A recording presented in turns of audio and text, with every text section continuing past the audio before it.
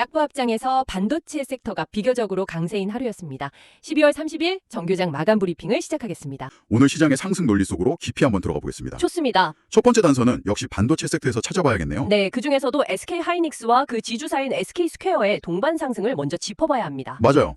그동안 SK 하이닉스의 발목을 잡던 가장 큰 우려가 미국의 대중국 반도체 장비 수출 통제였잖아요. 그렇습니다. 특히 그 SK 하이닉스 D램 생산의 거의 절반을 차지하는 중국 우시 공장, 여기가 멈출 수도 있다. 이 최악의 시나리오가 시장을 계속 짓누르고 있었죠. 그 불확실성 때문에 주가가 계속 할인을 받아왔던 건데 여기에 좀 변화의 조짐이 보인 거군요. 바로 그 지점입니다. 미국 정부가 정책 방향을 바꿨어요. 아, 어떻게 바꿨나요? 기존에는 검증된 최종 사용자 VEU라고 하는데요. 이 지위를 무기한 연장해주는 방식이었는데 이걸 바꿨습니다. 네.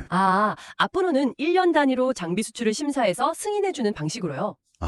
매년 심사를 받아야 하는 번거로움은 남았지만 적어도 공장이 멈출 일은 없겠구나 이렇게 본 거군요. 네, 맞습니다. 시장에는 이게 아주 명확한 신호로 읽힌 거죠. 최악의 리스크는 사라졌다. 사업의 연속성이 보장됐다는 안도감이 주가를 끌어올린 핵심 동력이었군요. 네, 거기에 더해서 엔비디아 GPU 가격 인상 소식도 호재로 작용했습니다. 엔비디아요? 네, 엔비디아 GPU에 필수적으로 들어가는 HBM 같은 고부가가치 메모리 시장의 최강자가 바로 SK 하이닉스거든요. 그렇죠. GPU 가격이 오른다는 건 HBM 판매단과 협상에서도 SK 하이닉스가 목소리를 더 높일 수 있다는 뜻이니까요. 그러니까 생산 차질 우려 해소라는 방어적 호재랑 수익성 개선 기대라는 공격적 호재가 동시에 터진 셈이죠. 그런데 흥미로운 건 SK 하이닉스 본주보다 지주사인 SK 스퀘어의 상승률이 더 높았다는 점이에요. 보통은 사업을 직접 하는 본주가 더 주목받지 않나요? 좋은 질문입니다. 여기에는 레버리지 효과라는 지주사 특유의 투자 논리가 숨어 있습니다. 레버리지 효과요? SK 스퀘어는 SK 하이닉스의 최대 주주잖아요. 그런데 보통 시장에서는 지주사의 가치를 평가할 때 보유한 자회사의 지분 가치를 100% 그대로 인정해주지 않고 일정 부분 할인을 합니다.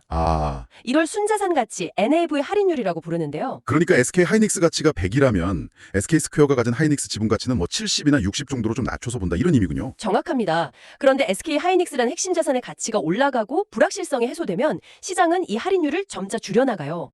이제는 제 값을 쳐줘도 되겠다 이렇게 생각하는 거군요. 바로 그거죠. 투자자들은 이 할인율 축소 과정에서 주가 상승 탄력성이 본주보다 지주사가 더 클 거라고 보고 SK 스퀘어에 베팅을 한 겁니다. SK 하이닉스의 불확실성 해소라는 큰 흐름이 공급망 아래로는 어떻게 흘러가는지 다음 사례에서 볼 수 있겠네요. 삼성전자와 JMB. 네. 삼성전자가 엑시노스 오토 칩을 BMW의 차세대 전기차에 공급한다는 소식이 나왔는데 정작 상한가를 기록한 건 JMB라는 회사였어요. 네. 여기서부터 본격적으로 저희가 오늘 얘기할 대체 불가능성이라는 키워드가 등장합니다. JMB가 그런 회사인가요? JMB는 삼성전자 반도체 생산 라인에 들어가는 진공 스태커 시스템이라는 장비를 만드는 회사입니다. 진공 스태커 시스템이요. 그게 뭔가요? 쉽게 말해서 반도체 웨이퍼를 다음 공정으로 옮기기 위해서 한 장씩 꺼내서 차곡차곡 쌓아주는 아주 정밀한 로봇팔 같은 장비라고 보시면 돼요. 단순한 이송 장비처럼 들리는데 이게 왜 그렇게 중요한가요? 중요한 건 이 장비가 지난 20년간 삼성전자 라인의 표준 장비로 채택되어 왔다는 사실입니다. 표준 장비? 네. 삼성의 모든 공정 설계와 운영 시스템이 JMB 장비에 맞춰서 최적화되어 있다는 뜻이죠. 이걸 다른 회사 장비로 바꾸려면 거의 라인 전체를 뜯어 고쳐야 할 수도 있겠네요. 맞습니다. 사실상 교체가 불가능한 독점적인 파트너인 셈입니다. 그러니까 삼성전자가 BMW에 들어갈 5나노 칩 생산을 늘린다. 이건 곧 JNB의 장비 발주가 무조건 늘어난다는 공식이 성립되는 거군요. 바로 그 점입니다. 이 확실한 낙수 효과. 시장은 이 대체 불가능한 독점적 지위에 아주 높은 점수를 준 거죠. 이어서 살펴볼 LK캠도 비슷한 맥락이겠네요. 반도체 공정이 점점 더 미세화되면서 소재의 중요성이 커지고 있으니까요. 그렇습니다. 2나노 공정이면 이제 머리카락 굵기의 수만 분의 1 크기로 회로를 그리는 수준이거든요. 상상도 안 되네요. 그 정도로 미세한 작업을 하는데 재료에 아주 작은 불순물이라도 섞여 있으면 수율에 치명적이겠죠. 그렇죠. LK캠이 만드는 PCP 리간드 같은 초고순도 증착 소재는 바로 그 미세 회로를 그릴 때 쓰는 세상에서 가장 순수한 잉크 같은 거라고 생각하시면 됩니다. 한번 그 잉크를 쓰기 시작하면 다른 잉크로 바꾸기가 거의 불가능하겠네요. 레시피를 처음부터 다시 짜야 할 테니까요. 맞습니다. 기사에 나온 검증에만 수년이 걸려 교체가 불가능하다는 말이 바로 그 의미입니다. 이게 바로 기술로 만들어낸 강력한 해자, 즉 진입장벽이죠. 이미 글로벌 파운드리 T사에 공급한 이력도 있고 다른 주요 기업들과도 테스트 중이라고 하니 성장 가능성을 높게 본 거군요. 네, 구조적인 성장이 가능하다 이렇게 평가한 겁니다. 그런데 이런 독점적 지위가 오히려 성장을 막는 족쇄가 될 수도 있지 않을까요? 특정 고객사에 너무 의존하게 되는 위험 말입니다. 좋은 지적입니다. 하지만 LK캠의 경우는 조금 다릅니다. 이 초고순도 소재는 특정 고객사 하나만이 아니라 2나노 이하 초미세 공정으로 가는 모든 반도체 기업에게 필요한 물질이거든요. 아, 고객사가 다변화될 수 있는 거군요. 그렇습니다. 시장 전체의 성장에 발맞춰서 성장할 수 있다는 기대감이 반영된 거죠. 한 고객이 아니라 초미세 공정이라는 거대한 트렌드 자체에 올라탄 기업으로 평가받는 겁니다. 다음은 온디바이스 AI의 이야기로 넘어가 보죠.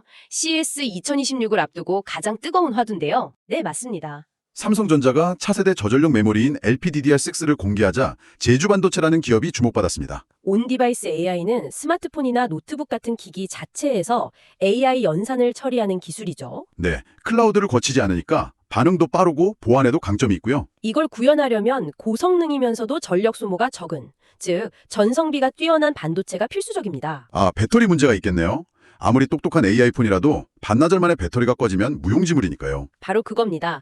제주반도체는 바로 이 저전력 메모리 반도체 설계에 특화된 기술을 가진 팹리스 기업이거든요. 삼성의 LPDDR6 공개가 온디바이스 AI 시대가 본격적으로 열린다는 신호탄이었고 제주반도체는 그 시장 확대의 가장 직접적인 수혜주다. 이렇게 본 거군요. 네, 시장의 선택을 받은 거죠. 반도체 섹터의 마지막 퍼즐은 유통사인 SAMT입니다. 지금까지 이야기한 기업들은 독점적인 기술이나 소재를 가진 제조사였는데 유통사가 주목받은 이유가 궁금합니다. AI, 자율주행, 로봇, 보안 시스템, 이런 미래 산업들의 공통점이 뭘까요? 다들 눈이 필요하다는 거 아닐까요? 세상을 보고 인식해야 하니까요. 정확합니다. 그 눈 역할을 하는 핵심 부품이 바로 이미지 센서, CIS죠. 이 시장이 지금 폭발적으로 성장하고 있습니다. 그리고 SAMT는 그 이미지 센서 유통망을 꽉 잡고 있다. 이 점이 부각된 거군요. 그렇습니다. 삼성전자의 이미지 센서의 국내 유통 1위 사업자입니다. 시장이 주목한 건 제조사가 아닌 유통사라는 포지션의 장점이에요. 장점이요? 복잡한 생산 공정이나 수율 문제, 재고 부담 같은 제조업의 리스크는 지지 않으면서 순수하게 유통 물량, 즉 Q의 증가에 따른 혜택을 온전히 누릴 수 있다는 점이죠. 아, 가장 확실하고 깔끔하게 실적으로 연결되는 구조를 가진 기업이다. 이렇게 본 거네요. 네, 맞습니다. 반도체 사례들을 보니 대체 불가능성이라는 키워드가 정말 다양한 방식으로 나타나는군요. 이 패턴이 로봇과 자동차 섹터에서도 발견되는지 한번 살펴보죠. 네, 지주사인 원익이 상한가를 기록했는데 이건 기술이 아니라 다른 종류의 가치 때문이라고요? 네, 이건 비이성적 괴리가 해소되는 과정이라고 볼 수 있습니다. 비이성적 괴리요? 원익이 보유한 자회사 원익홀딩스의 지분 가치를 계산해보면 1조 원이 훌쩍 넘는데 정작 모회사인 원익의 시가총액은 2천억 원대에 불과했습니다. 잠깐만요. 1조 원이 넘는 자산을 가진 회사가 시장에서는 2천억 원짜리로 거래되고 있었다는 건가요? 그렇죠. 상식적으로 이해가 잘 안 되죠. 네, 전혀요. 바로 그 비상식적인 저평가 상태가 시장에 알려지면서 이 격차를 메우려는 강력한 매수세가 유입된 겁니다. 이건 기술적 해자가 아니라 대체 불가능한 자산 가치가 재평가받는 사례라고 할 수 있겠네요. 맞습니다. 시장이 그동안 외면했던 숨겨진 가치를 뒤늦게 발견한 거죠. 그렇군요. 다음은 삼보모터스입니다. 전통적인 자동차 부품사로 알고 있는데 자율주행 로봇이나 도심 항공교통, UAM 같은 미래 사업으로 주가가 움직였어요. 네. 이런 변신을 시도하는 회사는 많은데 유독 삼보모터스가 주목받은 이유가 있을까요? 시장은 이걸 성공적인 피보팅, 즉 사업의 핵심 축을 전환하는 과정으로 평가하고 있습니다. 성공적이라고 본 이유가 뭘까요? 단순히 미래 사업에 진출하겠다는 선언에 그치지 않았기 때문이에요. CES에서 공개할 전방향 자율주행 이동 로봇처럼 구체적인 결과물을 예고했거든요. 아, 그냥 비전만 제시한 게 아니라 눈에 보이는 기술적 성과를 보여줬기 때문에 시장이 신뢰를 보낸 거군요. 맞습니다. 이 구체성이 미국 물류 자동화 시장 진출이라는 목표에 대한 기대감을 높였고 회사의 가치평가 기준, 즉 멀티플을 굴뚝사업에서 첨단 기술주로 바꿔놓는 계기가 된 겁니다. 스스로를 미래의 대체 불가능한 기업으로 만들어가는 과정을 보여줬네요. 그렇죠. 제가 오늘 본 뉴스 중에 가장 의외의 조합이었는데 교복 만들던 형제 엘리트가 시니어형 웨어러블 로봇 시장에 진출한다는 소식입니다. 이건 정말 상상도 못한 조합인데요. 저도 처음엔 의아했죠. 그런데 시장은 왜 이걸 긍정적으로 본 거죠? 뭔가 우리가 놓치고 있는 비장의 무기가 있나 보네요. 시장이 긍정적으로 반응한 이유는 이들의 사업 전략이 매우 현실적이고 실용적이기 때문입니다. 현실적이요? 네, 신사업, 특히 하드웨어 사업의 가장 큰 난관 중 하나가 바로 유통과 판매 채널 확보거든요. 아, 그렇죠. 아무리 잘 만들어도 팔 곳이 없으면 소용없으니까. 그런데 형제 엘리트는 전국에 있는 5천여 개의 기존 교복 유통망을 로봇 판매와 렌탈 채널로 활용하겠다는 계획을 내놨어요. 아, 새로운 사업을 위해 유통망을 처음부터 구축할 필요가 없다는 엄청난 장점이 있네요. 바로 그 점입니다. 신사업의 가장 큰 허들을 단번에 뛰어넘는 묘수인 거죠. 이미 전국에 깔린 실핏줄 같은 영업망을 그대로 활용할 수 있으니까요. 네, 여기에 싱가포르의 명문 난양공대와 기술 협력을 논의하는 등 구체적인 실행 계획이 뒷받침되면서 이게 막연한 기대감이 아니라 실현 가능한 사업이라는 신뢰를 얻은 겁니다. 다음은 의료 로봇 분야의 WSI입니다. 자회사가 개발한 부인과 수술용 로봇이 미국 특허를 받았다는 소식이 결정적이었군요. 네, 세계 최대 의료기기 시장인 미국에서 특허를 확보했다는 건 기술적 독점권을 공식적으로 인정받았다는 의미입니다. 그 의미가 크겠네요. 네, 특히 이 로봇이 세계 최초의 단일공 복강경 수술 로봇이라는 상징성과 목표 시장 규모가 44조 원에 달한다는 점이 투자 심리를 강하게 자극한 거죠. 기술력과 시장성을 동시에 증명한 셈이네요. 향후 FDA 승인까지 이뤄진다면 네, 실적이 폭발적으로 성장할 거라는 기대감이 선반영된 겁니다. 의료 분야에서 대체 불가능한 수술 솔루션으로 자리매김할 가능성을 보여준 거죠. 마지막으로 성문전자입니다. 현대차의 미국 판매 호조 소식이 이 필름 소재 기업의 상한가로 이어졌어요. 이건 앞서 봤던 삼성전자와 JMB의 관계와 아주 비슷해 보입니다. 네, 정확히 같은 구조입니다. 성문전자는 전기차와 하이브리드 차의 핵심 부품인 커패스터에 사용되는 금속 증착 필름 시장에서 국내 점유율 70%를 차지하는 독과점 기업입니다. 커패시터, 즉 콘덴서요? 네, 배터리의 전력을 모터가 쓸 수 있게 안정적으로 조절해주는 전기차의 심장과도 같은 부품이죠. 결국 현대차의 친환경차가 많이 팔리면 팔릴수록 성문전자의 필름도 비례해서 많이 필요할 수밖에 없는 구조군요. 맞습니다. 전방 산업의 호황이 후방의 핵심 소재 부품사로 그대로 이어지는 가장 확실한 수혜주로 인식된 셈입니다.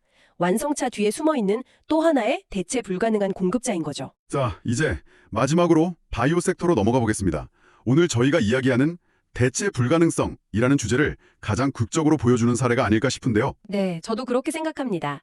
글로벌 제약사 일라일 리리의 비만 치료제 마운자로와 관련해서 아미노로직스가 상한가를 기록했습니다. 이 현상의 배경에는 지금 전 세계적으로 벌어지고 있는 비만 치료제 공급 대란이 있습니다. 아, 약이 없어서 못 판다는 그 이야기군요. 네, 수요는 폭발하는데 생산이 도저히 따라가지 못하는 상황이죠.